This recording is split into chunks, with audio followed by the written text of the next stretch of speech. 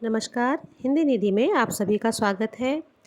आज इस वीडियो के माध्यम से मैं हिंदी साहित्य की प्रसिद्ध कहानी मलबे का मालिक इस कहानी को लेकर उपस्थित हुई हूँ। इस कहानी के रचनाकार हैं मोहन राकेश जी। मोहन राकेश हिंदी साहित्य में एक अत्यंत जाना पहचाना नाम है। वे हिंदी साहित्य के एक प्रतिष्ठित रचनाकार हैं। इस कहानी को पढ़ने से पहले थोड़ी सी जानकारी हम मोहन राकेश जी के विषय में और इस कहानी के विषय में ले लेते हैं। जैसा कि आप सभी जानते ही हैं कि मोहन राकेश हिंदी साहित्य के अत्यंत प्रतिष्ठित रचनाकार रहे हैं।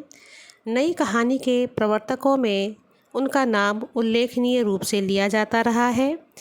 यद्यपि उन्हें सर्वाधिक प्रसिद्धि उनके नाटकों से मिली, पर नाटकों के अलावा साहित्य की अन्य विधाओं जैसे कहानी, उपन्यास, निबंध, संस्मरण, जीवनी, रिपोर्टाज, डायरी आदि में भी उन्होंने अपनी सशक्त उपस्थिति दर्ज कराई है। मोहन राकेश जी का जन्म 8 जनवरी 1925 को अमृतसर में एक मध्यवर्गीय परिवार में हुआ था। इनका मूल नाम मदन मोहन गुगलानी था। पिता श्री करमचंद गुगलानी पेशे से वकील थे। बचपन से ही मोहन राकेश जी को संगीत के प्रति आकर्षण था। इनकी आरंभिक शिक्षा अमृतसर हिंदू कॉलेज में हुई और बाद में लाहौर के ओरिएंटल कॉलेज से इन्होंने 1941 में शास्त्री की उपाधि ग्रहण की। उन्होंने साहित्य की सभी विधाओं को अपनी कलम से साधा और बांधा।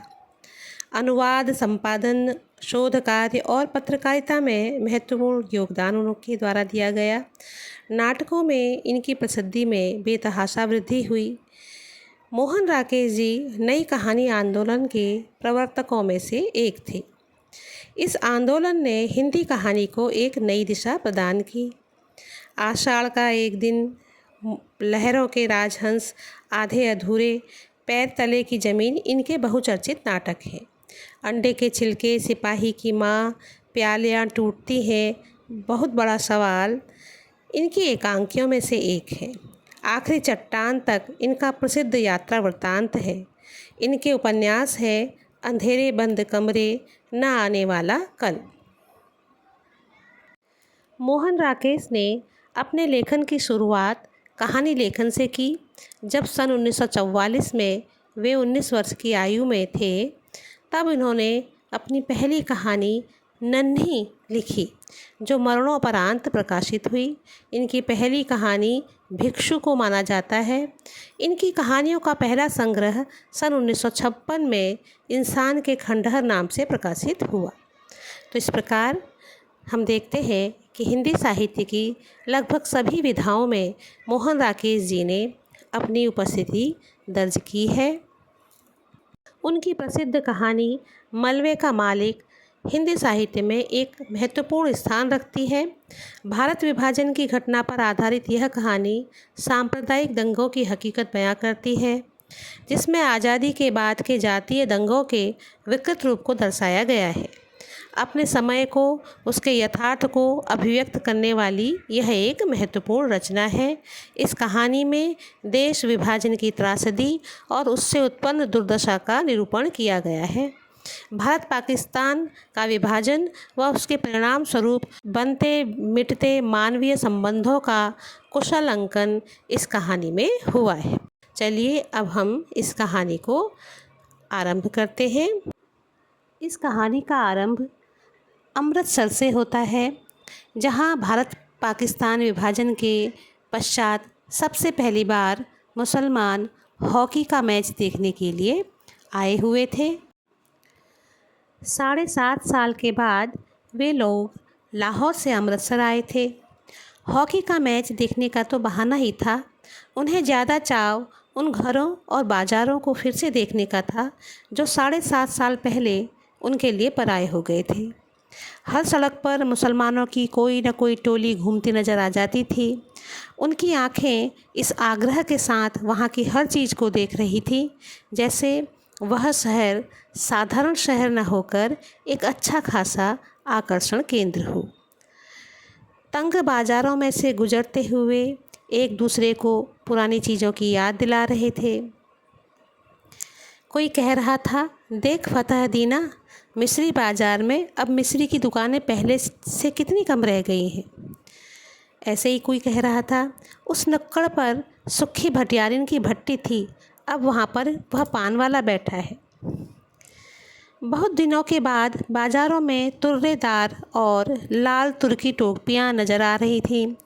लाहौर से आए हुए मुसलमानों में काफ़ी संख्या में ऐसे लोगों भी थे जिन्हें विभाजन के समय मजबूर होकर अमृतसर छोड़कर जाना पड़ा था।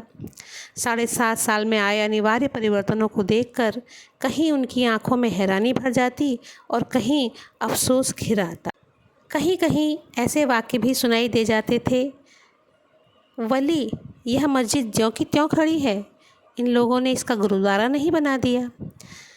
जिस रास्ते से पाकिस्तानियों की टोली गुजरती, शहर के लोग उत्सुकतापूर्वक उनकी ओर देखते रहते।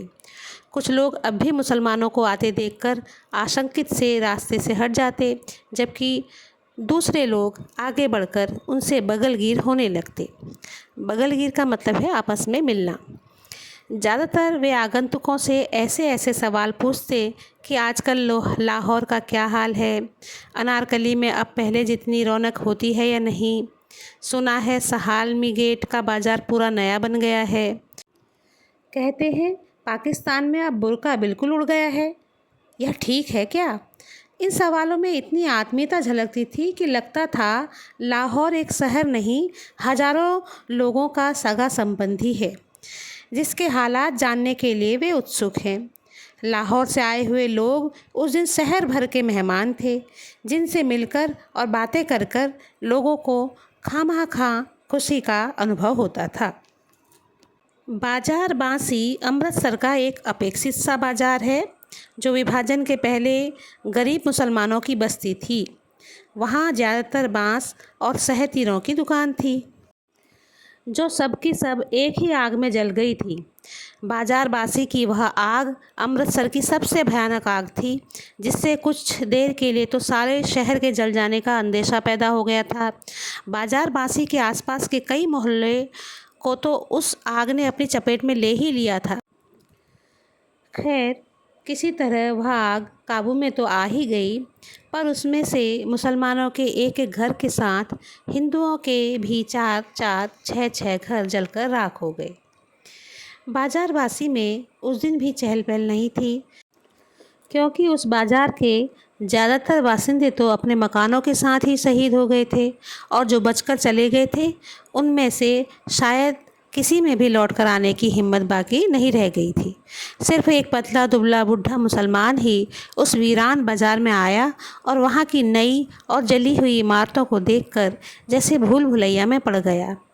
बायां हाथ को जाने वाली गली के पास पहुंचकर उसके कदम अंदर मुड़ने को हुए, मगर फिर वह हिचकिचाकर वहाँ बाहर ही खड़ा रह गया, जैसे उसे विश्वास नहीं हुआ कि यह वही गली है जिसमें वह जाना चाहता है। गली में एक तरफ कुछ बच्चे खेल रहे थे और कुछ अंतर पर 2 स्त्रियां ऊंची आवाज़ में चीखती हुई एक दूसरे को गालियां दे रही थीं। वह बूढ़ा मुसलमान सोचता है सब कुछ बदल गया, मगर बोलियां नहीं बदली। छड़ी का सहारा लेकर वह खड़ा रहा। उसके घुटने पजामे से बाहर निकल रहे थे और घुटनों के थोड़ा ऊपर ही उसकी शेरवानी में 3-4 पैबंद लगे थे। गली से एक बच्चा रोता हुआ बाहर को आ रहा था। उसने उसे पुचकार कर पुकारा, इधर आ बेटे, इधर आ, देख तुझे चिज्जी देंगे, आ। और वह अपनी जेब में हाथ डालकर उसे देने के लिए कोई चीज़ ढूंढने लगा। बच्चा क्षण भर के लिए चुप रह गया, लेकिन फिर रोने लगा। एक 16-17 बरस की लड़की गली के अंदर से दौड़ती हुई आई। उसने उसे बाहों में उठाकर अपने साथ चिपका लिया और उसका मुंह चूमती हुई बोली, चुप कर मेरे वीरा, रोएगा तो मुझे वह मुसलमान पकड़ कर ले जाएगा। मैं वारी जाऊं, चुप कर। बूढ़े मुसलमान ने बच्चे को देने के लिए जो पैसा निकाला था वह वापस अपनी जेब में रख लिया। सिर से टोपी उतारकर उसने वहाँ थोड़ा खुजलाया और टोपी बगल में दबा ली। उसका गला खुश्क हो रहा था और घुटने जरा जरा काँप रहे थे। उसने गली के बाहर की बंद दुकान के तख्ते का सहारा ले लिया और टोपी फिर से सिर पर लगा ली। एक नवयुवक चाबियों का गुच्छा घुमाता हुआ गली की ओर आया और बूढ़े को देखकर रुककर बोला, कहिए मियाँ जी, यहाँ किस तरह खड़े हैं? बूढ़े मुसलमान को छाती और बाहों में हल्की सी कंपकपी हुई। उसने होठों पर जबान फेर कर नवयुवक को ध्यान से देखते हुए पूछा, बेटे तेरा नाम मनोरी नहीं है? नवयुवक ने चाबियों का गुच्छा हिलाना बंद करके मुट्ठी में ले लिया और आश्चर्य के साथ पूछा, आपको मेरा नाम कैसे पता है? 7.5 साल पहले तू बेटे इतना सा था, कहकर बूढ़े ने मुस्कुराने की कोशिश की। मनोरी ने पूछा, आज आप पाकिस्तान से आए हैं? हाँ, मगर पहले हम इसी गली में रहते थे। बूढ़े ने कहा, मेरा लड़का चिराग दिन तुम लोगों का दर्जी था। तकसीम से 6 महीने पहले हम लोगों ने यहाँ अपना नया घर बनाया था। ओह गनी मियाँ, मनोरी ने पहचान कर कहा। हाँ बेटे, मैं तुम लोगों का गनी मियाँ हूँ। चिराग और उसके बीवी बच्चे तो नहीं मिल सकते, मगर मैंने कहा कि एक बार मकान की सूरत ही देख लूँ। और उसने टोपी उतारकर सिर पर हाथ फेरते हुए आंसुओं को बहने से रोक लिया। आप तो शायद काफ़ी पहले ही यहाँ से चले गए थे। मनोरी के स्वर में संवेदना भरी थी। हाँ बेटे, यह मेरी बदकिस्मती थी कि मैं अकेला निकलकर चला गया।